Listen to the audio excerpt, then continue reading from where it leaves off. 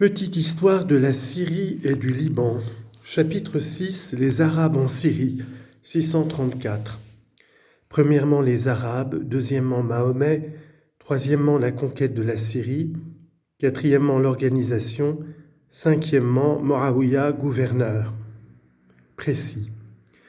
L'an 622 de l'ère chrétienne, l'an premier de l'Hégire, Mahomet part de la Mecque pour Médine.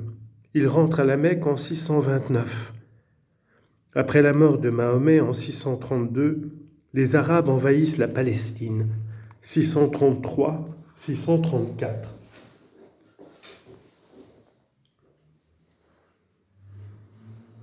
Ils s'emparent de Damas en 635, battent les Byzantins sur le Yarmouk en 635 et prennent Jérusalem en 638. Moawiya est nommé gouverneur de Syrie en 639. Il lutte contre Rali en 657, dont la mort affermit son pouvoir. Premièrement, les Arabes avant l'islam. Depuis l'Antiquité, le nom d'Arabe désignait les Bédouins habitants de l'Arabie et du désert de Syrie. Les uns étaient sédentaires, comme les habitants de la Mecque et de Médine, qu'enrichissait le commerce des caravanes. Les autres nomades vivaient dans le désert, de l'élevage des troupeaux et du pillage. Ces derniers formaient la majorité de la population. Ils fournirent aux musulmans les armées de conquête. Les Arabes étaient groupés en tribus, ayant chacune à sa tête un chef élu appelé Sayyid. Encore aujourd'hui, ils aiment l'indépendance et obéissent difficilement à la discipline. Leur intelligence est vive et leur mémoire tenace. Ils sont endurants à la fatigue, souples et résistants comme l'acier. Ils aiment la poésie et leur littérature prouve qu'ils étaient civilisés bien avant l'Hégire. Mais leur religion était primitive. Ils vénéraient des pierres sacrées ou Béthil. Leur principal sanctuaire était la Kaaba à la Mecque, où se trouvait encastrée la pierre noire, le grand fétiche de la tribu de Koraïch. 2. Mahomet. Mahomet naquit à la Mecque vers 580. Il appartenait à la famille des Hachimites. Son père s'appelait Abdallah et sa mère Amina. Orphelin dès l'enfance, il aurait été recueilli par son oncle Abu Talib, le père de Ali. Vers l'âge de 25 ans, Mahomet épousa Khadija, une riche veuve. Sa fille Fatima devint l'épouse de son cousin Ali et la mère des shérifs. Nous verrons plus loin quelle lutte Ali et ses descendants livrèrent pour revendiquer l'héritage de Mahomet. Mahomet se présenta aux Arabes comme leur prophète national, chargé de leur enseigner la vraie religion. Il prêchait l'unité de Dieu, l'immortalité de l'âme, la résurrection des corps.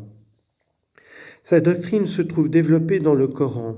La récitation, composée en prose rimée, ce recueil compte 114 sourates ou chapitres de longueur très inégale, allant de 3 à 280 versets. Chassé de la Mecque par ses ennemis, il se réfugia à Médine, l'an 622 de l'ère chrétienne. Cette émigration, ou hijra en arabe, de Mahomet marque le point de départ de l'ère musulmane ou hégire. Mahomet se fit des partisans.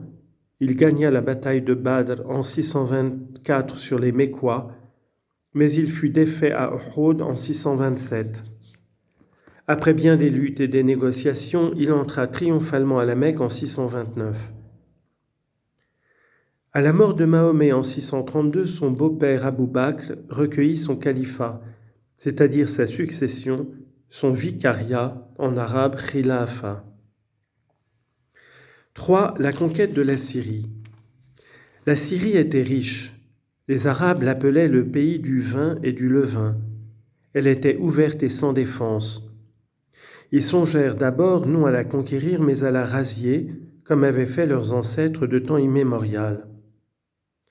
6000 hommes environ, commandés par Amr ibn al-Asi, le futur conquérant de l'Égypte, et Yazid ibn Abi Sofyan, de l'illustre race des Omeyyades, envahirent les régions au sud de la Palestine.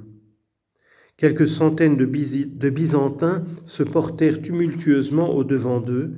Ils furent battus à la Araba d'abord, puis à Datina en 634. Ces succès inespérés et ceux qui vont suivre suggèrent aux Arabes l'idée de la conquête. Cependant, les Byzantins réunissent une armée à Djiliq, au sud-ouest du Horan.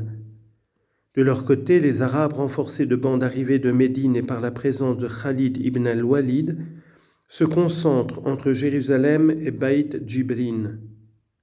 Le 30 juillet 634, ils infligent à leurs ennemis la défaite de Adjadaïn, site non identifié. De victoire en victoire, ils arrivent à Damas. La ville capitule après 6 mois de siège en septembre 635.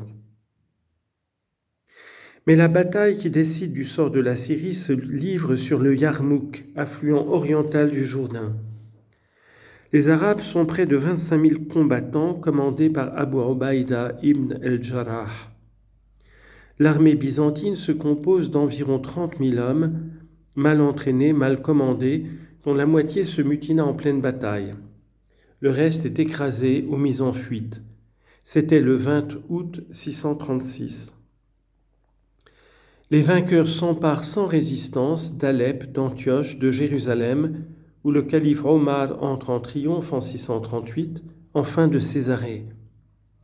En 640, toute la Syrie est devenue une province arabe. Seules les montagnes ne furent pas occupées. 4. Organisation de la conquête.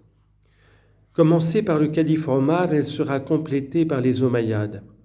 La Syrie fut découpée en 5 djound, ou gouvernements militaires, la Transjordanie, la Palestine, Damas, Homs, Kinisrin. Des camps établis dans les provinces assurèrent le maintien de l'ordre et surtout la levée des impôts. Les Arabes formaient une aristocratie militaire. Les vaincus devaient travailler pour nourrir les vainqueurs. Les premiers étaient traités en caste privilégiée, à eux fut réservé l'honneur d'être soldats.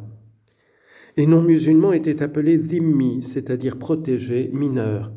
Ils durent payer la jizya ou capitation et le kharaj ou impôt foncier.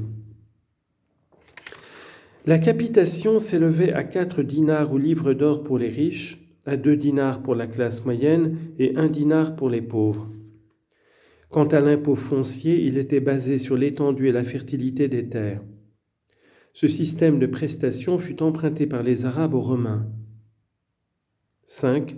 Moawiya, gouverneur de Syrie, 639-660. Une peste terrible avait éclaté le 12 janvier 639 à Ramouas, camp arabe situé entre Jaffa et Jérusalem. Elle aurait causé plus de 20 000 victimes.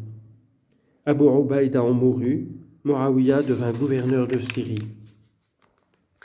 Il inaugura une politique nouvelle, fit participer les Arabes syriens au gouvernement du pays et s'appuya sur eux pour discipliner les Arabes nomades.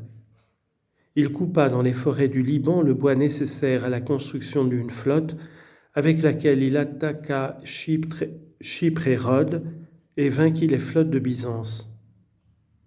Les Arabes avaient peur de la mer. Les marins chrétiens d'Acre, de Tyr, de Tripoli furent chargés de les guider sur les flots. Pour donner l'exemple, Moawiya s'embarqua avec sa femme. En 656, Ali, le gendre de Mahomet, devenu calife après l'assassinat de Othman, voulut destituer Moawiya, soutenu par les Syriens. Celui-ci résista par les armes. La rencontre à Siffin, près de l'Euphrate, en 657, avec les troupes de Ali, demeura indécise. Ce dernier périt assassiné en janvier 661, laissant le champ libre à son rival Moawiya.